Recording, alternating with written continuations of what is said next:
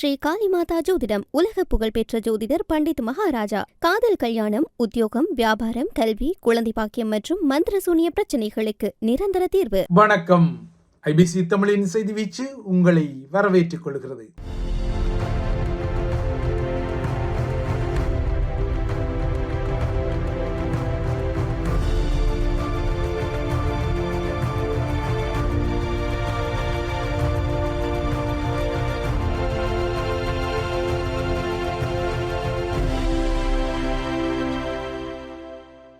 இன்றைய செய்தி வீச்சில் அமெரிக்க அரசு தலைவர் டொனால்ட் ட்ரம்பை படுகொலை செய்ய ஈரான் புதிய சதித்திட்டங்களை போடுவதாக இஸ்ரேலிய தரப்பு ஒரு உளவு தகவலை அமெரிக்காவுக்கு தெரிவித்ததாக கூறப்படும் செய்திகளை அடுத்து இந்த விடயம் வெள்ளை மாளிகையையும் பற்றி பிடித்திருக்கின்றது.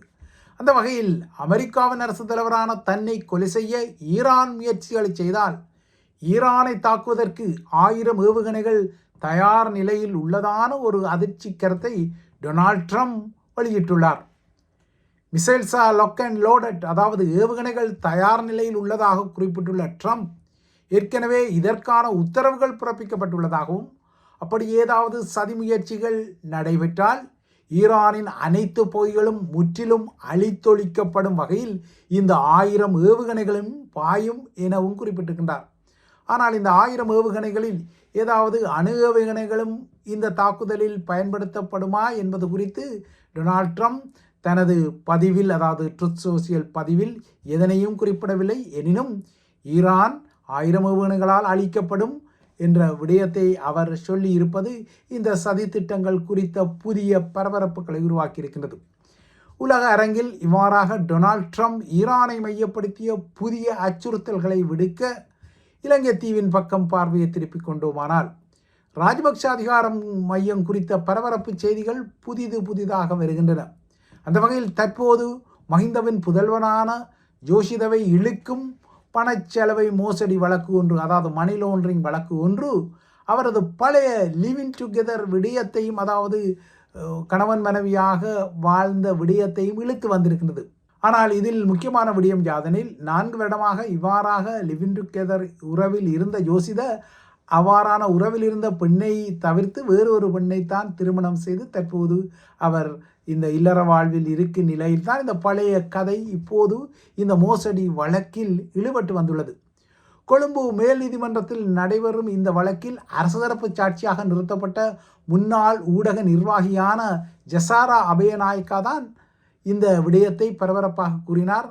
தான் யோசித ராஜபக்ஷவுடன் 2009 ஆண்டு முதல் 2013 ஆண்டு வரை லிவிங் டுகெதர் உறவில் இருந்ததாகவும் தாம் இருவரும் திருமணம் செய்து கொள்வதற்காகத்தான் இந்த பணச்செலவை மோசடி மூலம் 59 மில்லியன் ரூபாவில் கட்டப்பட்டதாக கூறப்படும் பங்களாவில் தாம் வாழ இருந்ததாகவும் இந்த பங்களா தெஹிவளை மிகுந்து மாவட்டத்தில் இருப்பதாகவும் அவர் கூறியிருக்கின்றார். இந்த வீட்டில்தான் நாம் குடியேற திட்டமிட்டோம், ஆனால் தமது இருவரின் சாதகங்களும் பொருந்தாத காரணத்தால் 4 வருட காலமாக ஒன்றாக கணவன் மனைவியாக தாங்கள் இருவருமே லிவிங் டுகெதர் உறவில் இருந்தாலும் திருமணம் செய்து கொள்ளவில்லை என்றும் அவர் குறிப்பிட்டிருக்கின்றார். உண்மையில் இது ஜோசிதவின் ஒரு காதல் உறவு குறித்த வழக்கு இல்லை என்றாலும் சட்டவிரோத சொத்து குறித்த ஒரு வழக்காக இருந்தாலும் இப்போது வேறு ஒருவரை திருமணம் செய்து வாழும் ஜோசிதவின் பழைய லிவ் இன் டுகெதர் விடயத்தையும் இந்த பண மோசடி வழக்கு இழுத்துள்ளது. 2009 முதல் 2013 வரையான காலப்பகுதியில் ஜோசிதவால் அல்லது இந்த வீட்டுக்கு சொந்தக்காரியாக அவரது தரப்பால் கூறப்படும் அவரது பாட்டியான டெய்சியால் விளக்க முடியாத வகையில் 59 மில்லியன் ரூபாய்க்கும் அதிகமான பணம் 3 தனியார் வங்கிகளின் ஃபிக்ஸட் டிபாசிட் எனப்படும் நிலையான வைப்பு கணக்குகளில் வைப்பு செய்யப்பட்டது. இந்த பணம் எதற்காக இவ்வாறாக ஃபிக்ஸட் டிபாசிட் கணக்குகளில் வைக்கப்பட்டது, இதனை வைப்பிலிட்டவர்கள் யார் என்ற விடயங்கள் எல்லாம் மர்மமாக இருந்தன. ஆகையால் தான் இந்த பணம் பணச்செலவை மோசடி மூலம் இந்த கணக்குகளில் வைப்பிலிட்ட பணமாக கருதப்பட்டது. இதன் பின்னர் தான் இந்த வீடு குறித்த மோசடிகள் டெய்சி பாட்டியின் டெய்சி ஃபரஸ்ட் என்ற நிறுவனத்தின் பேரில் கிளம்பின.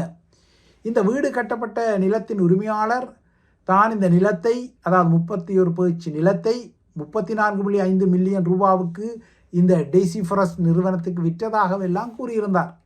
எனினும் இந்த வீட்டை கட்டுவதற்கு வந்த பணம் எங்கிருந்து வந்தது, இந்த வீட்டின் உண்மையான உரிமையாளர் யார் என்பது எல்லாம் இப்போது ராஜபக்ஷ குடும்பத்தை மாட்டி வைக்கும் முக்கியமான வழக்காக இருக்கும் நிலையில்தான் உண்மையில் யோசிதவின் வருமானத்துக்கு இப்படி ஒரு சொத்து வாங்க முடியுமா என்றால் அதுவும் இல்லை. ஆனால் இதையெல்லாம் பண மோசடி இல்லையென்றால் ராஜபக்ஷ குடும்பத்தின் ஆட்சி காலத்தில் முறைகேடாக சேர்க்கப்பட்ட இன்னொரு சொத்து என்ற விடயம் அம்பலப்பட்ட நிலைத்தான் இந்த வழக்கின் பரபரப்பான ஒரு முனை யோசிதவின் 4 வருட லிவிங் டுகெதர் எனப்படும் திருமணத்துக்கு புறம்பாக ஒன்றாக வாழும் அந்த உறவையும் அம்பலப்படுத்தி இருக்கின்றது.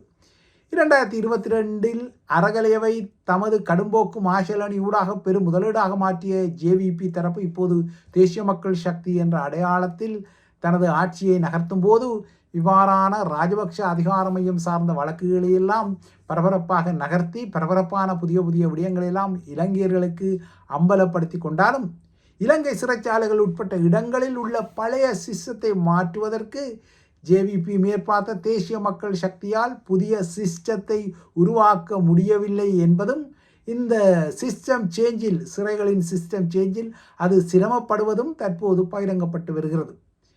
நீர்கொழும்பு சிறை கலவரங்களுக்கு பின்னர் புதியதொரு குட்டி கலவரம் நேற்று வெலிக்கடை சிறையில் நடந்தபோது இந்த கலவரங்கள் இல்லையென்றால் இந்த நிலவரங்கள் அம்பலப்பட்டு கொண்டன. இந்த மோதலில் 5 கைதிகள் காயமடைந்திருக்கின்றார்கள். இவர்கள் தற்போது சிறை மருத்துவமனையிலும் கொழும்பு தேசிய மருத்துவமனையிலும் அனுமதிக்கப்பட்டுள்ளார்கள். தேசிய மருத்துவமனையில் அனுமதிக்கப்பட்ட 2 கைதிகளில் ஒருவர் அப்துல் ஹசீஸ் என்ற முஸ்லீமாகவும் மற்றவர் பிரபாத் தனுஷ் என்ற சிங்களவராகவும் அடையாளப்படுத்தப்பட்டுள்ளனர். இந்த மோதலும் சிறைக்குள் போதைப் பொருளை விநியோகிக்கும் மாபியாக்களின் போட்டியால் தான் கைதிகளுக்கிடையே வந்ததாக கூறப்பட்டிருக்கின்றது. ஆகையால் இலங்கை சிறைகளில் நீர்கொழும்பு சிறையில் மட்டும் இந்த போதை விநியோக வலையமைப்பு இல்லையென்றால் மாபியா இயங்கவில்லை, அனைத்து சிறைகளிலும் இயங்குகின்றது என்பதை தான் நீர்கொழும்பு சிறை வன்முறைகளுக்கு பின்னர் வெலிக்கடை சிறையில் நேற்று இடம்பெற்ற இந்த வன்முறையும் ஆதாரப்படுத்தி இருக்கின்றது. நீர்கொழும்பு சிறை வன்முறைகளுக்கு பின்னர் ஏனைய சிறைகளுக்கு மாற்றப்பட்ட கைதிகளில் 2 கைதிகள் மர்மமான ரீதியில் மரணமடைந்த குறித்து இலங்கை மனித உரிமை ஆணைக்குழு ஒரு விசாரணையை நடத்தி வந்தாலும் இந்த வாரம் தமது மனித உரிமை ஆணைக்குழுவின் குழு ஒன்று வெலிக்கடை சிறைச்சாலைக்குள் திடீரென ஆய்வு செய்ய புறப்பட்ட போது அதற்கு அனுமதி மறுக்கப்பட்டதான செய்தியையும் மனித உரிமை ஆணைக்குழு இப்போது பகிரங்கப்படுத்தியுள்ளது. இந்த அனுமதி மறுப்பானது சித்திரவதை மற்றும் கொடுமைப்படுத்தல் குற்றச்சாட்டுகளை விசாரிக்கும் தனது ஆணைக்குழுவின் அதிகாரத்தை அரசாங்கம் குறைமதிப்புக்கு உட்படுத்தும் ஒரு நகர்வாக வந்ததாகவும் மனித உரிமை அமைப்பு விசாரப்பட்டுள்ளது.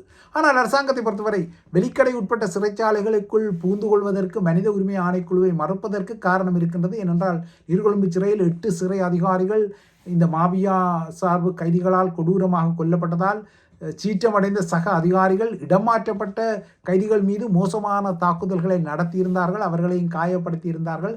இதனால் தான் சிறைச்சாலைகளுக்குள் மனித உரிமை ஆணைக்குழு நுழைந்து ஆய்வு செய்வதை அரசாங்கம் விரும்பவில்லை, அதனால் தடுத்திருந்தது. ஏனென்றால் இந்த தாக்குதலில் பல கைதிகள் காயமடைந்திருக்கின்றார்கள். 2 இந்த காயங்கள் காரணமாக மரணமடைந்ததாக மனித உரிமை ஆணைக்குழு சந்தேகப்படுகின்றது. இந்த தாக்குதலுக்குள்ளான கைதிகளுக்கு மருத்துவ சிகிச்சைகள் வேண்டுமென்றே அதிகாரிகளால் தாமதப்படுத்தப்பட்டதாகவும் கருதப்படும் நிலையில்தான் மனித உரிமை ஆணைக்குழு வெலிக்கடை சிறைச்சாலைக்குள் திடீரென ஆய்வுக்கு சென்ற நேரத்தில் அனுமதி மறுக்கப்பட்டது. அதன் பின்னர் சில தயார்படுத்தல்கள் சிறை நிர்வாகத்தால் செய்த பின்னரே மறுநாள் மனித உரிமை ஆணைக்குழு சிறைக்குள் அனுமதிக்கப்பட்டது. இந்த விடயத்தை நேற்று பகிரங்கப்படுத்திய மனித உரிமை ஆணைக்குழு கைதிகள் மற்றும் சிறை அதிகாரிகளின் வாக்குமூலங்கள் உட்பட்ட ஆதாரங்களை தாம் தற்போது திரட்டி வருவதாகவும் கூறியுள்ளது. ஆக மொத்தம் தாம் திடீரென சிறைக்கு ஆய்வுக்கு சென்ற நேரத்தில் அனுமதியை மறுத்துவிட்டு மறுநாள் அனுமதியை வழங்கியதெல்லாம் ஒரு ஏற்றுக்கொள்ளத்தக்க விடயம் அல்ல. அந்த காலத்துக்கிடையில் சிறை அதிகாரிகள் சில செட்டப்புகளை வெலிக்கடை சிறையிலும் செய்தார்கள் என்ற ஐயங்களெல்லாம் மனித உரிமை ஆணைக்குழுவின் இந்த அறிக்கை வெளிப்பட்ட நிலையில்தான் அங்கு நேற்று அதாவது வெலிக்கடை சிறையில் புதிய மோதல்கள் இடம்பெற்று 5 கைதிகள் காயமடைந்துள்ளனர்.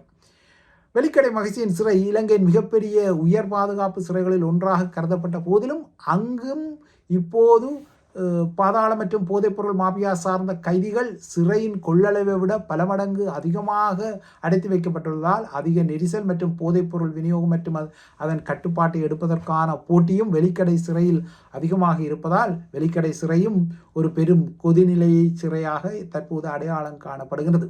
தெற்கில் இவ்வாறான மாபியா அதிர்வுகள் இருக்க, வடக்கிலும் தாதாக்களின் பாணியில் வடக்கின் பிரபல நிறுவனம் ஒன்றுக்கு சொந்தமான வாகனத்தை பயன்படுத்தி சில தாதா பாணியிலான இளைஞர்கள் ஒரு இளைஞரை கடத்தி சென்று அவரது ஆடைகளை களைந்து அவரை சித்திரவதைகள் செய்து தாக்கி பின்னர் அவரை வீதியில் எறிந்த பரபரப்பான பீதியான சம்பவம் இடம்பெற்றுள்ளது. குறித்த இளைஞர்கள் 5 பேர் கொண்ட இளைஞர்களாக இருந்திருக்கிறார்கள். யாழ்ப்பாணம் இந்து கல்லூரிக்கு அருகில் தாம் சென்ற வாகனத்தில் குறித்த இளைஞரை கடத்தி சென்று நாவற்குழி பகுதியில் வைத்து அவரை அடித்து சித்திரவதை செய்து உடைகளை எல்லாம் களைந்து நிர்வாணமாக்கி அவரை கூறிய ஆயுதங்களால் தாக்கிய பின்னர் அவரை யாழ் பொஸ்கோ பாடசாலைக்கு அருகில் வீசிவிட்டு தப்பிச் செல்ல முற்பட்ட போதுதான் வீதி போக்குவரத்து கடமையில் ஈடுபடுத்த காவல்துறை குழுவால் குறித்த குழு மடக்கப்பட்டது. அதன் பின்னர் தான் இந்த தாதா பாணியிலான அதிர்ச்சி சம்பவங்கள் எல்லாம் வெளிவந்திருக்கின்றன.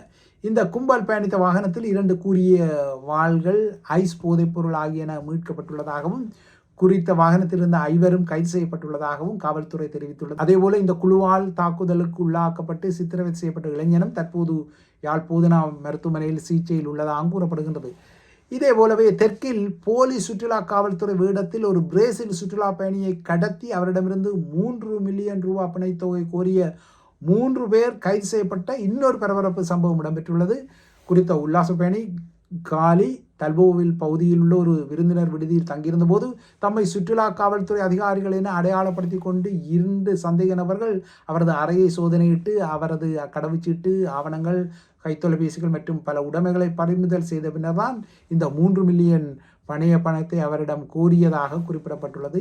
இந்த சம்பவத்தில் வேறும் சில சூத்திரதாரிகள் இருப்பதாகவும் எல்லாம் கூறப்பட்டிருக்கின்றது. இப்போது இவர்கள் அனைவருமே கைது செய்யப்பட்டதாக ஸ்ரீலங்கா காவல்துறை கூறுகிறது.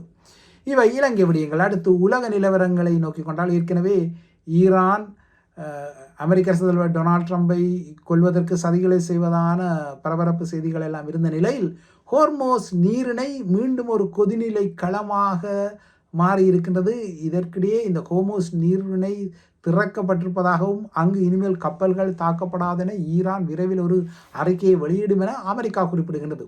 இன்று ஈரானிய வெளியுறவு அமைச்சர் அப்பாஸ் அராக்சி ஓமானுக்கு சென்று இந்த நீர்வழிப்பாதை குறித்து விவாதிக்க திட்டமிட்டுள்ள நிலையில்தான் அமெரிக்காவின் இந்த நம்பிக்கை வருகின்றது. இதற்கிடையே அலி கமேனியின் இறுதிச் சடங்கில் அப்பாஸ் அராக்சி தாக்கப்பட்டதான செய்திகள் எல்லாம் வந்திருக்கின்றன. ஈரானிய கடும் போக்காளர்கள், அதாவது அமெரிக்காவுடனான அமைதி ஒப்பந்தத்தை எதிர்க்கும் தரப்புகளால் இவர் தாக்கப்பட்டதான செய்திகள் எல்லாம் வந்திருந்தன. இதற்கிடையே பாகிஸ்தான் பிரதமர் ஷெபாஸ் ஷெரீப் நேற்று ஈரான் அதிபர் மசூத் பெஷக்கியன் மற்றும் கட்டாரின் அமீர் Sheikh Tamim bin Hamad Al Thani ஆகியோருடனும் தனித்தனியாக பேச்சுக்கள் நடத்தி இருக்கின்றார். போர் நிறுத்தம் முறிவடைந்து விட்டதாக ட்ரம்ப் அறிவித்த நிலையில் மீண்டும் இந்த போர் நிறுத்தத்தை வழிக்கு கொண்டு வருவதற்கு என்றால் உருவாக்குவதற்கு இப்போதும் அனுசரணையாளர்கள் பரபரப்பான முயற்சிகளை செய்து வருகின்றார்கள். அடுத்து பிரித்தானியாவிலும் ஒரு பதவிப்பான சம்பவம் இடம்பெற்றிருக்கிறது. முன்னாள் அமைச்சரும் அதிதீவிர வலதுசாரி கட்சியான ரிஃபார்ம் யூகேயின் அரசியல்வாதியும் அதன் பேச்சாளருமான ஆன்விடேக்கம் என்ற பெண், ஒரு மூதாள பெண் படுகொலை செய்யப்பட்டிருக்கின்றார். இந்த படுகொலை சந்தேகத்தில் நேற்று 26 வயதான பிரித்தானியர் ஒருவர் கைது செய்யப்பட்டிருக்கின்றார். இந்த ஆன்விட்கவும் ஓரினச் சேர்க்கைக்கு எதிரான கருத்துக்கள் மற்றும் கருக்கலைப்புக்கு எதிரான கருத்துக்களை தெரிவித்த ஒரு பழமை அரசியல்வாதி என்பதால், அதாவது கடும்போக்கு இல்லை என்றால் கன்சர்வேட்டிவ் அரசியல்வாதி என்பதால் இந்த தாக்குதல் அவர் மீது நடத்தப்பட்டிருக்கலாம் என்ற ஒரு ஐயம் தற்போது உள்ளது. இறுதியாக உலகக்கிண்ண உதைபந்தாட்ட போட்டியின் அரையிறுதிக்கு சென்ற 2வது அணியாக ஸ்பெயின் உருவாகியுள்ளது. பெல்ஜிய அணியை அதிர்ச்சிக்குள்ளாக்கும் வகையில் ஆட்டத்தின் இறுதி நேரத்தில் மாற்று வீரராக ஸ்பெயின் அணியில் களமிறங்கிய மிக்கேல் மெரினா 88வது நிமிடத்தில் கோலை அடித்ததால் ஸ்பெயினுக்கு இந்த அரையிறுதி வாய்ப்பு கிட்டியது. பெல்ஜியத்துக்கு ஒரு அதிர்ச்சிகரமான தோல்வியை வழங்கியுள்ளது. லாஸ் ஏஞ்சல்ஸில் நடைபெற்ற விறுவிறுப்பான காலிறுதி போட்டியின் முடிவை இந்த மாற்று வீரர் தீர்மானித்திருக்கிறார். இது ஸ்பெயின் ரசிகர்களை கொண்டாட வைத்திருக்கின்றது, பெல்ஜிய ரசிகர்களை சோகமுற வைத்திருக்கின்றது. இவைதான் ஐபிசி தமிழின் செய்தி வீச்சு. தொடர்ந்தும் ஐபிசி தமிழுடன் இணைந்திருங்கள்.